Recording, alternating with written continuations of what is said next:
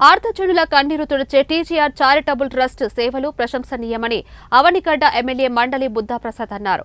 కృష్ణా జిల్లా ఘంటసాల మండలం శ్రీకాకుళంలో టీజీఆర్ చారిటబుల్ ట్రస్ట్ ఆధ్వర్యంలో ఆర్తజనుల కన్నీరు తుడిచే టీజీఆర్ చారిటబుల్ ట్రస్ట్ సేవలు ప్రశంసనీయమని అవనిగడ్డ ఎమ్మెల్యే మండలి బుద్ధాప్రసాద్ అన్నారు.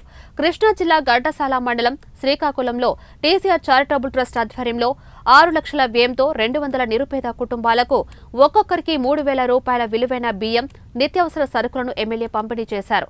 తుమ్మల గంగాధర్రావు చారిటబుల్ ట్రస్ట్ ఆధ్వర్యంలో ట్రస్ట్ చైర్మన్ తుమ్మల సత్యంబాబు సమాజానికి చేస్తున్న సేవలు అభినందనీయమన్నారు. కృష్ణా, ఎన్టీఆర్ జిల్లాలో దాదాపు 1000 పేద కుటుంబాలకు ఈ సహాయం అందజేస్తుండటం వారి దాతృత్వానికి నిదర్శనమన్నారు.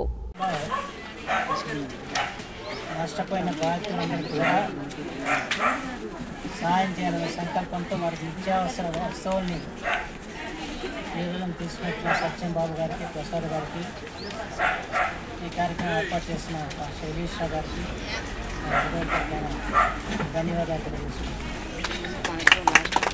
ఎందుకంటే ఏ విపత్తు వచ్చినా కూడా ముందుగా స్పందించేది క్రైస్తవ సమాజం.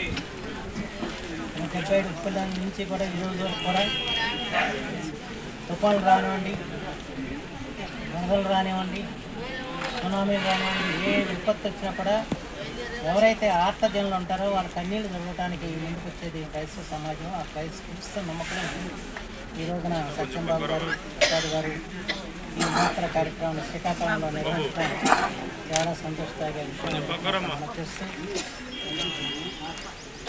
వారికి మీ తరఫున, నా తరఫున మన హృదయపూర్వకమైన కృతజ్ఞతలు తెలియజేస్తున్నాను. ఎక్కువగా సాయం కాదు, కానీ మనకి ఎవరైతే సాయం చేశారో వారిని సదా చేసుకోవాల్సిన అవసరం మనకుంది. వాళ్ళకి కృతజ్ఞత చెప్పాల్సిన బాధ్యత మనకుంది. వాళ్ళంటే మన సాయం చేసిన వాళ్ళు మనం మర్చిపోతున్నాం. అలా మర్చిపోకూడదు. మన సాయం చేసిన వాళ్ళు మనం గుర్తుపెట్టుకోవాలి. వాళ్ళ సహాయాన్ని మనం ఎప్పుడు కూడా మర్చిపోకూడదు.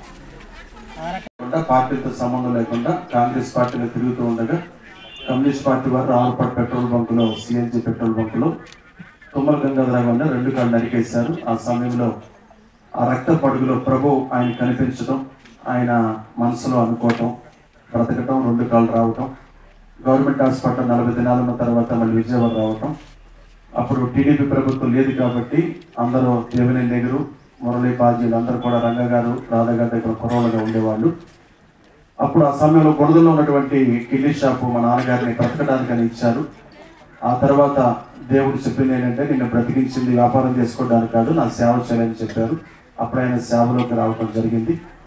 మా నాన్నగారు 2004లో చనిపోయినప్పుడు అలాగే బొండా శ్రీనివాసరావు గారు, వంగవీటి రాధ గారు కూడా దర్శించడం జరిగింది. అవన్నీ కూడా వదిలిపెట్టి ఎన్ని మీకు ఎందుకు చెప్పారంటే, మండల వెంకటకృష్ణారావు గారు అలాగే మండల బుద్ధప్రసాద్ వీళ్ళందరూ కూడా మా నాన్నగారికి బాగా తెలుసు. అవనిగడ్డ దగ్గర కోడూరు వెళ్ళే ప్రాంతంలో ఆ కాలువ కట్ట చర్చి పీటర్ సింగ్ గారిని ఆయన కట్టినప్పుడు ఆ కుటుంబానికి బాగా సుపరిచితులు. ఈ